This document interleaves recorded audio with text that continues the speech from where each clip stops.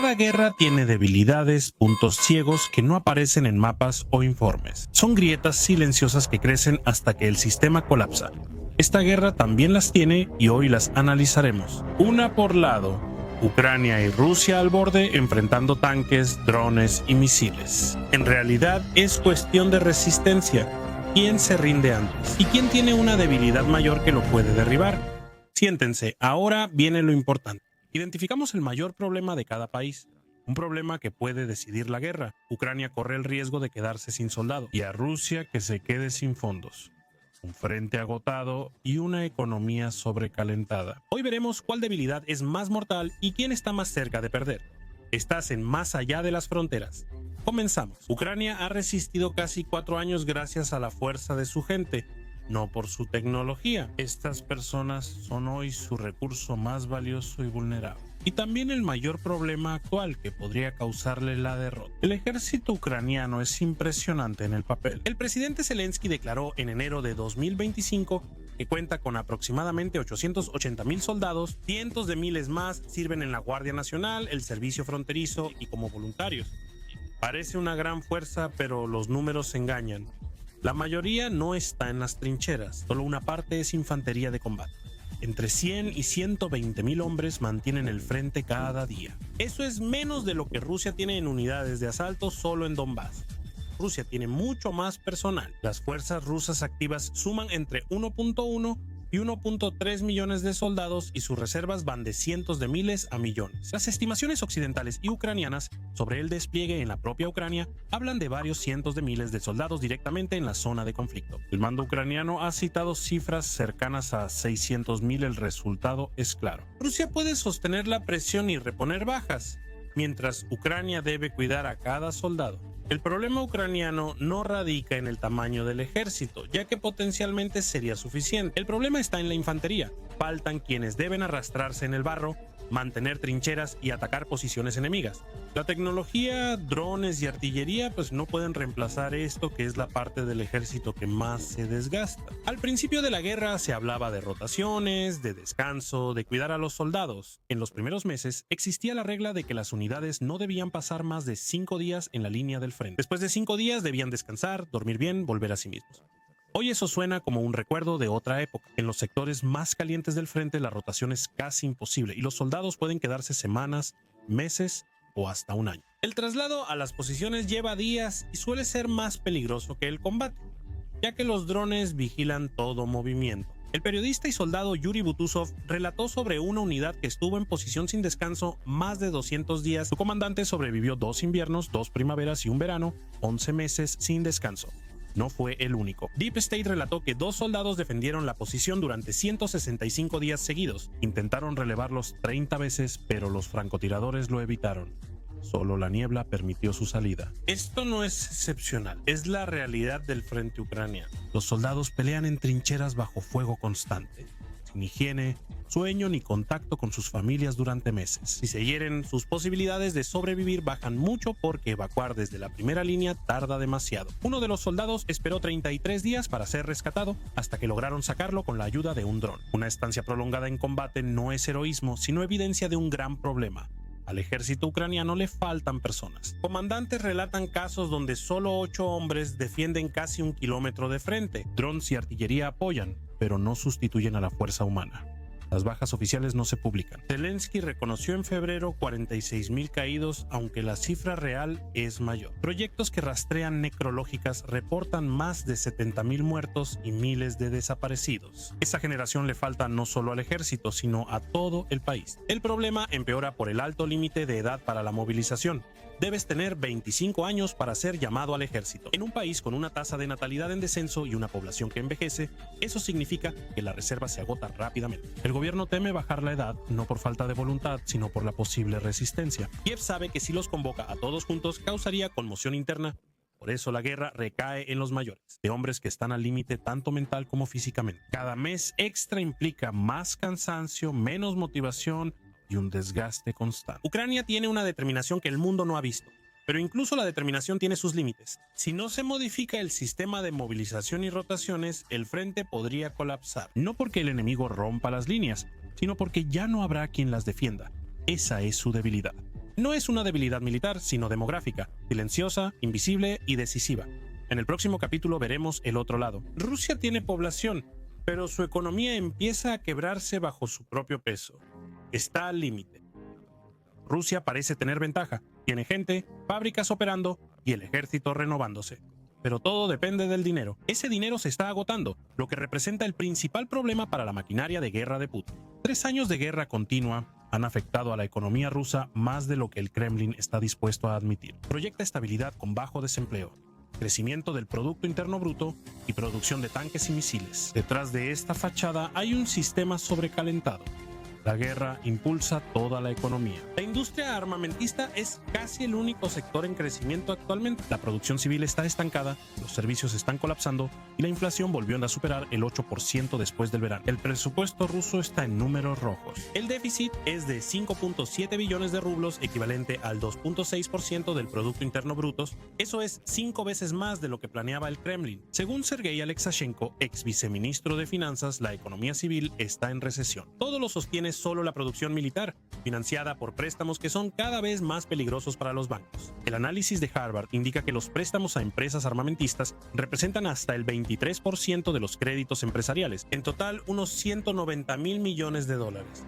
Es decir, los bancos rusos son bombas de tiempo. También influyen los ataques de drones ucranianos que han impactado refinerías, el centro de la economía rusa. En 2025 eliminaron cerca del 17% de la capacidad de refinación nacional. La guerra que Moscú veía como lejana volvió a casa. En varias regiones, incluida Crimea, se impuso un racionamiento, máximo 20 litros de combustible por autopista. Las estaciones de servicio más pequeñas del sur cerraron por falta de gasolina. En redes sociales circulaban fotos de largas filas de autos esperando gasolina. Los precios del combustible subieron mucho y Sergei Aksionov, jefe de Crimea, lo admitió. Las nuevas sanciones y la salida de divisas ejercen presión que podría dañar la imagen de estabilidad rusa. Bajan ganancias de petróleo y gas, mientras suben gastos. Putin financia la guerra con préstamos internos, obliga a bancos y empresas estatales a adquirir bonos de guerra. El Fondo Nacional de Bienestar, destinado como reserva para emergencias, se está agotando rápido. Sin opciones de deuda, el Ministerio de Finanzas sube impuestos. El impuesto al valor agregado subirá de 20 a 22% desde 2026. La economía está en un círculo vicioso. Impuestos altos reducen el consumo y los ingresos del Estado. Las altas tasas de interés de los préstamos frenan a las empresas, que ya de por sí sobreviven solo gracias a los contratos estatales. El crecimiento se estancó y según el Banco Central de Rusia, el país va hacia una recesión. La economía rusa todavía se mantiene en pie, pero solo porque el régimen la sostiene con fuerza, control de precios, propaganda y miedo. Es una economía de guerra. Funciona mientras hay conflicto, pero cuanto más dure, más rápido se agota. Analistas del Centro para el Análisis y la Estrategia en Europa afirman que Rusia puede financiar la guerra algunos años más. Pero no para siempre. Los expertos hablan de una estancación que podría durar toda una década. Aunque la deuda pública del Estado es baja, cerca del 17% del Producto Interno Bruto, este dato resulta engañoso. La deuda oculta es mayor, ya que pasó a bancos y empresas estatales. Así que no. En el caso de Rusia, la economía no está colapsando, pero se está asfixiando lentamente.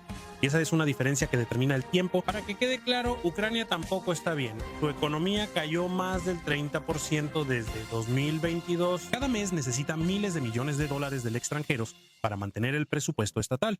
La mitad de los gastos se destinan a la defensa. Pero a diferencia de Rusia, Ucrania tiene una diferencia fundamental. No depende de la represión, sino de la ayuda. Y la ayuda, aunque incierta, sigue llegando. Rusia confía en que podrá resistir por más tiempo, pero cada vez parece más que su economía solo se mantiene unida porque aún no se ha derrumbado por completo. Esa es su debilidad, no en batalla, sino en contabilidad, no en trincheras, sino en bancos. Cuando colapse, caerán la economía y la imagen de fuerza que Putin creó en una década. En el próximo capítulo veremos quién lleva más tiempo en esta guerra y qué significa resistir. ¿Quién tiene más tiempo? Esta guerra es una carrera no de tanques, sino de resistencia. Ucrania lucha por sobrevivir, Rusia por su régimen. En ambos lados, el tiempo pasa como arena en un reloj de arena. Y cada grano cuesta algo. En Ucrania se están quedando sin gente. A Rusia, el dinero. Pero esto no pasa de un día para otro. El agotamiento llega lento y silencioso hasta un punto de quiebre. Militarmente, hoy Rusia tiene la ventaja. Cuenta con más hombres, una base industrial sólida y una infraestructura para producir gran cantidad de municiones. Según las estimaciones, la producción anual de la industria rusa supera los 2 millones de proyectiles de artillería, mientras que Occidente en ese mismo tiempo suministra a Ucrania solo una fracción de eso. Esta disparidad crea una presión que poco a poco se convierte en una ventaja estratégica. Ucrania, por el contrario, apuesta por la calidad y la precisión. Drones, datos satelitales y ataques coordinados. Usa tecnología occidental, pero tiene recursos limitados. Cada tanque, cada misil, cada granada significa una decisión. ¿Qué lugar defender y cuál dejar caer?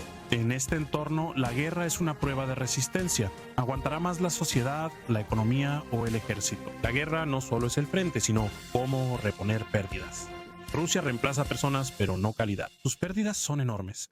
Según estimaciones, entre 250.000 y 350.000 muertos. Ucrania tiene menos, pero cada vida es difícil de reemplazar. Ucrania cuenta con el apoyo de Occidente, aunque la ayuda varía, sigue llegando. El dinero estadounidense, europeo y británico mantiene a Kiev a flote. Solo en 2025 llegaron más de 40.000 millones de dólares en subsidios directos y ayuda militar. Rusia no tiene ese lujo. Su economía es cerrada y depende de recursos propios, y pocos aliados como Irán, Corea del Norte y China ayuda con tecnologías y componentes, pero evita violar directamente las sanciones para no poner en riesgo su comercio con Occidente. Paradójicamente, ambos sistemas pueden durar mucho tiempo.